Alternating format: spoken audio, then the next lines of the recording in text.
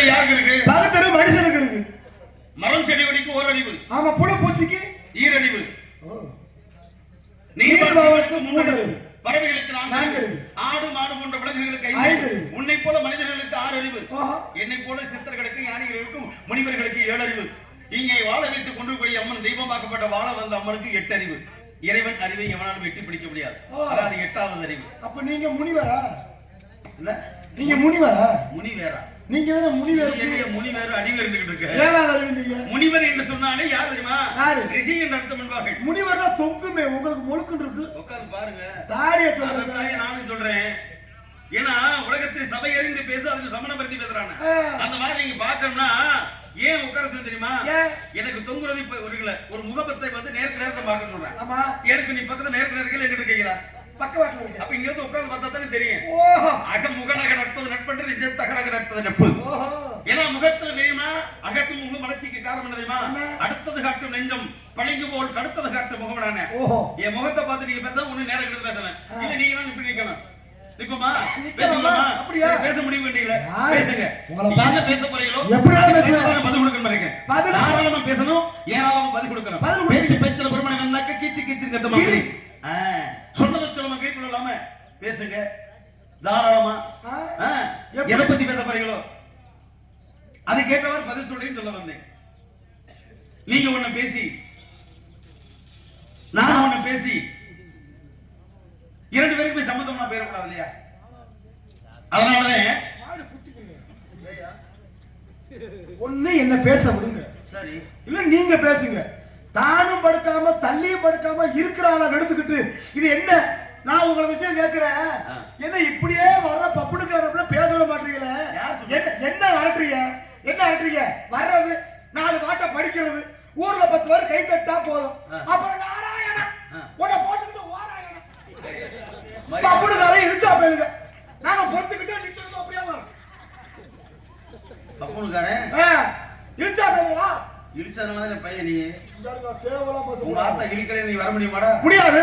இழுச்சதுனால நீ இழுச்சா பேசாடா நீ. அடே அப்பா, அதானே என்ன குதர்க்கமா பேசி அப்படியே திருப்பிக்கிட்டு வர்றீங்க. அப்படி சரி, நீ வேணா பேசுங்க. இல்ல நீ குதர்க்கமா பேசல, நீங்க வந்து தர்க்கமான மாதிரி கூட பேசுங்க. அப்படியே என்ன பேச போறீங்களோ அப்ப எப்படி பேசணும் பின்ன பேசுவீங்களா? நீங்க பேசுங்க. எப்படி கண்டிப்பா பேசுவேன். தொட்டு வருவீங்க. நீங்க என்ன எதனே இருக்கு? விட்டத தொட்டவை கிட்ட தொட்டத விட்டவை கிட்டன்னு சொல்லி நீங்க விட்டத பாருங்க, நான் விட்டு தொட்டு வரணும் பாருங்க. அப்ப நான் பேசி போற வரைக்கும் வந்துருவீங்க. நீ பாருங்க, பேசுங்க. எதுல ஆரம்பிக்கிறீங்க அது ஆரம்பிங்க. எதுல ஆரம்பிச்சாலும் எப்படி வேணாலும் பதில் சொல்லுவேன். நீ எந்த வழி போறீங்களோ அந்த வழி. முன்னேறி போன பாதையில என்ன போதும், முன்னேறி போன பாதையில பின்னேறு. நீங்க முன்னேறு. சரி, நான் பின்னேற. என்னது? இல்லப்பா, நான் பின்னேற வரேன்னு சொல்ல வந்தேன். உங்களுக்கு பின்னாடி ஏற தெரியுமா? ஏன்னா நீங்க இங்க பாருங்க, நான் ஏறக்கூடிய விஷயத்தை நீங்க திரும்ப நீங்க வச்சுக்கோங்க. அந்த வார்த்தையை தெரிஞ்சு போயிடும். நான் வந்த வாழ்க்கை பார்த்து திரும்பி பாருங்க இல்லையா? நீங்க திரும்பி பார்த்தீங்கன்னா எப்படி இருந்து தெரியும் இல்லையா? ஓஹோ, அப்ப முன்ன ஏறினே பின்ன ஏற முடியும். உங்களுக்கு என்ன பிரச்சனை?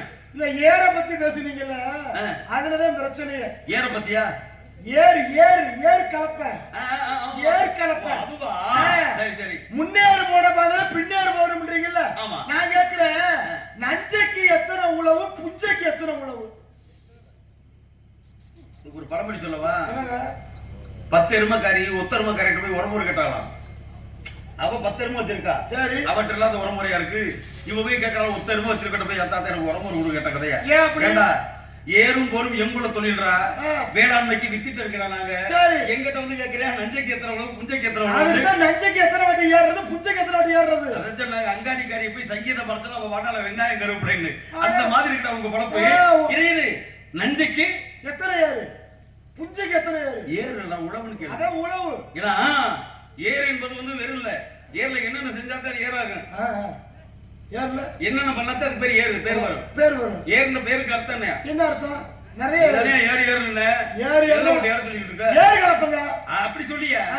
ஏன்னா கலப்பை, அந்த கலப்பையோட நெகத்துல போட்டது, அதுல 2 மாட்டை பூக்கணும், நாட்டு முகத்தோடி இருக்கு, அது முக்கணங்க இப்படி எல்லாமே இருக்கு, அத்தனை இருக்கு.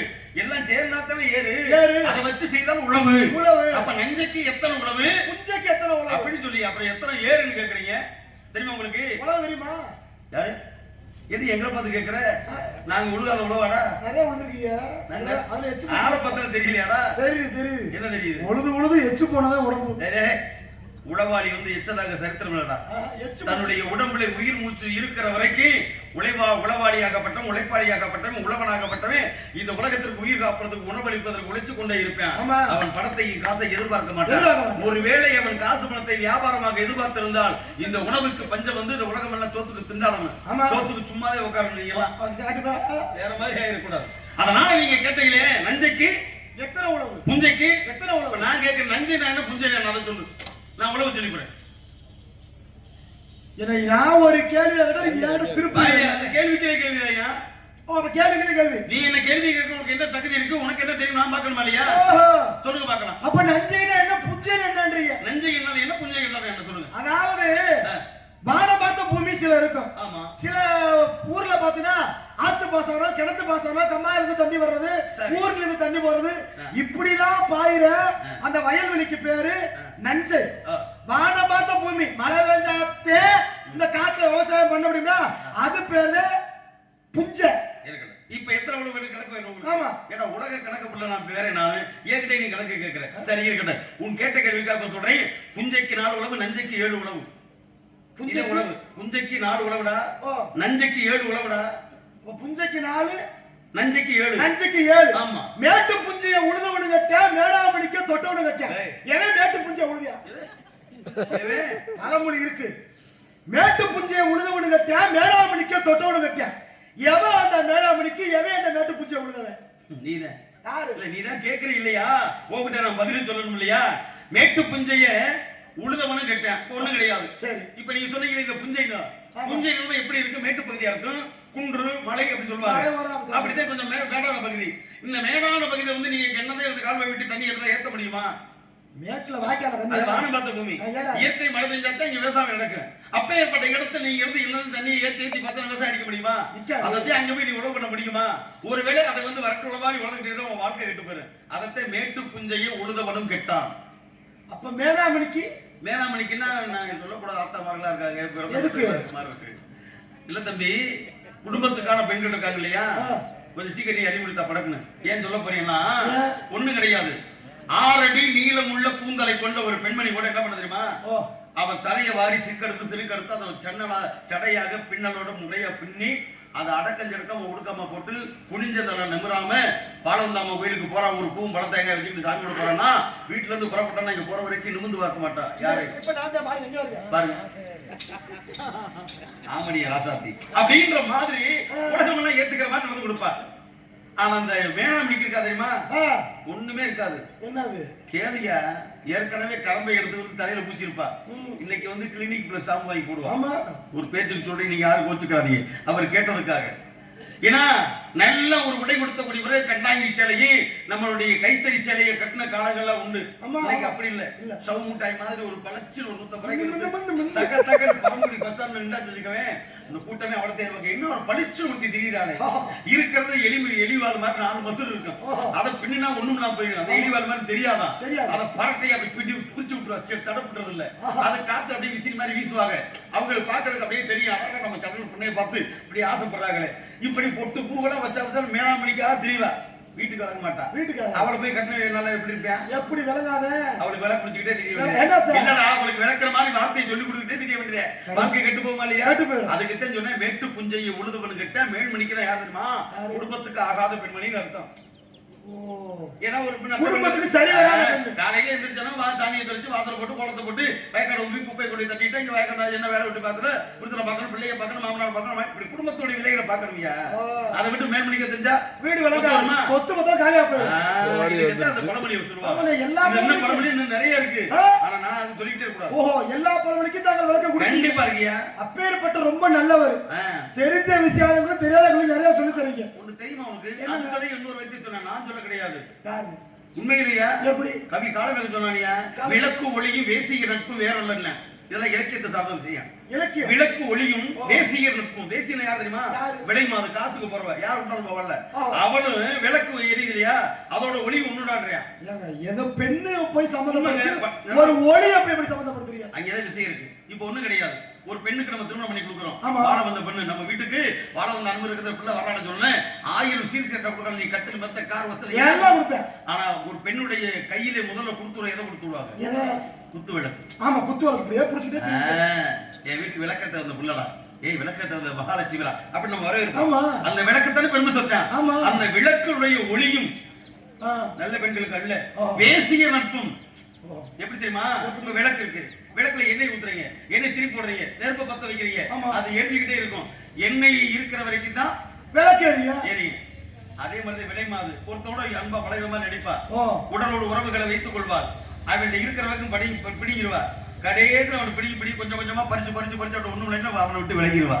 அதான் சொன்னேன், விளக்கு ஒளி வேசிய நட்பு வேற இல்ல, ரெண்டு ஒண்ணுதான். ரெண்டு ஒண்ணு புரியுதா? நல்லா புரியுது. என்ன வேலையா போய் விளக்கு எப்படி ஆகுது, நம்ம காசை போய் விட்டு இந்த பொம்பளை ஓடி போயிடுவான். புரிஞ்சுக்கங்க.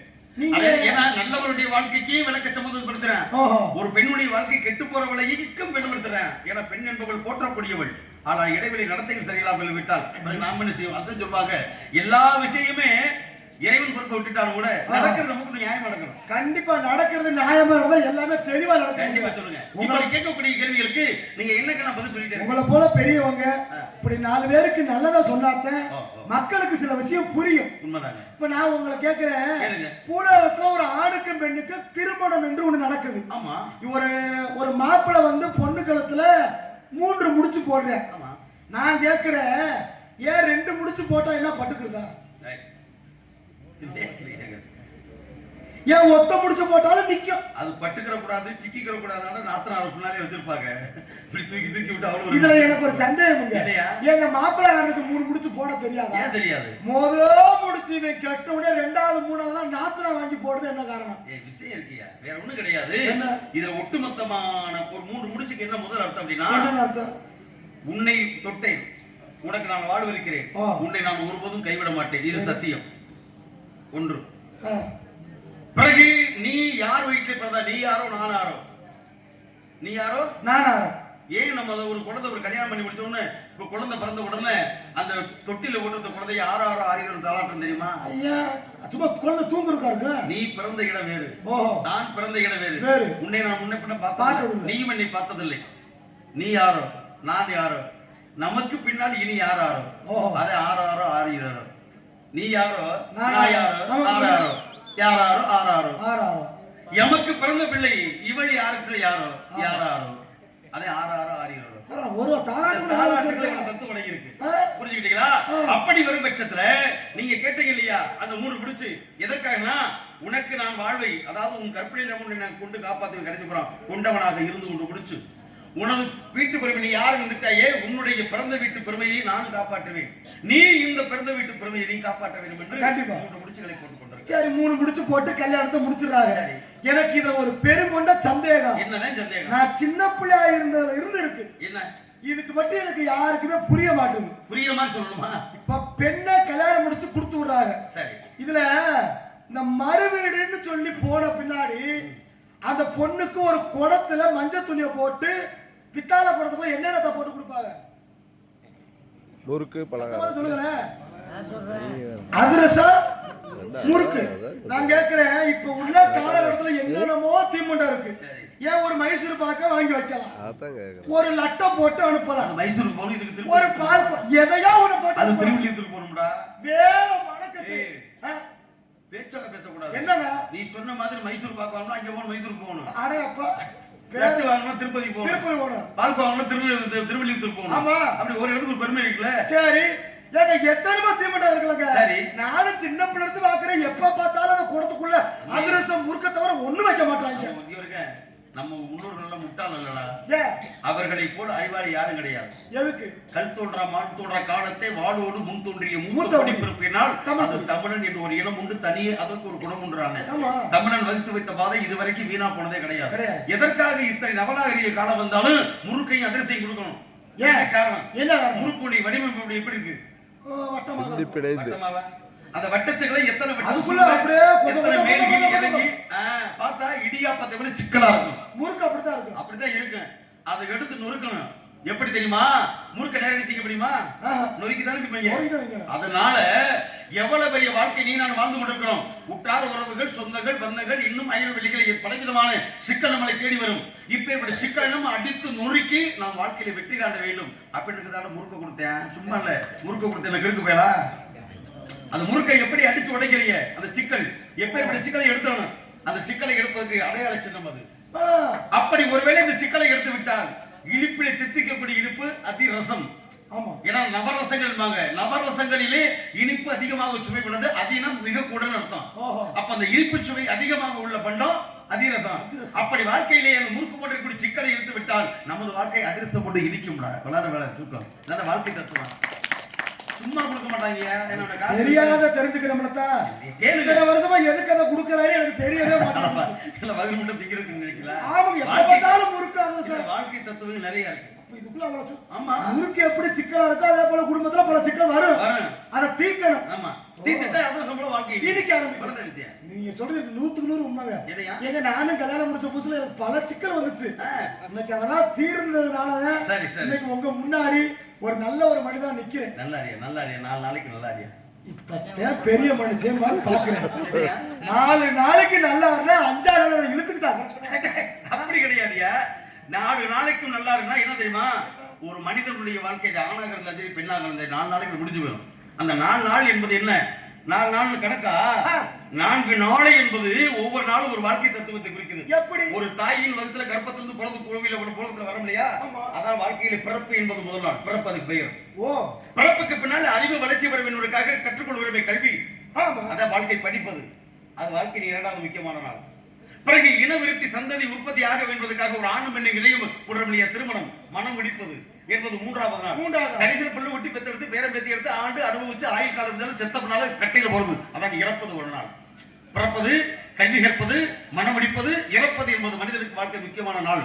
4 நாட்கள் அப்படின்னா என்ன அர்த்தம் நீ பிறந்ததுல இருந்து சாகிறது வரைக்கும் நல்லா இருக்கா அது சுருக்கமா சொல்லி 4 நாளைக்கு நல்லா சுருங்க சொல்லிட்டீங்களா அதான் விஷயம் இந்த சாகிறதுன்னு சொல்ல எனக்கு இங்க ஒரு பிரச்சனை தோணுது என்ன இல்ல என்ன பிரச்சனை உங்க பாட்டை யாரு என் பாட்டை நாராயணன் இப்போ வெற்றிவேல் முருகனுக்கு அரோகரா வெற்றிவேல் முருகன் அரோகரா போடி அரோகரா போடியா திருப்பதி ஏழுமலை வெங்கடாச்சல பெருமாளுக்கு கோவிந்தா கோ நான் கேக்குறேன் என்ன கேக்குறேன் திருப்பதி ஏழுமலை வெங்கடாச்சல மூர்த்திக்கு கோவிந்தா கோவிந்தா ஒரு கடவுளுக்கு நிகரான சொல்ல செத்து போனா தூக்கிட்டு போற பணத்துக்கு சொல்றாங்களே ஏன் ஏண்டா கோயிதா போட வைக்கிறாங்க நம்மள செத்து போனா கோயிதா பணத்துக்கு போறாங்க சாமிக்கு சொல்ற சொல்ல செத்து போன பணத்துக்கு ஏங்க சொல்றாங்க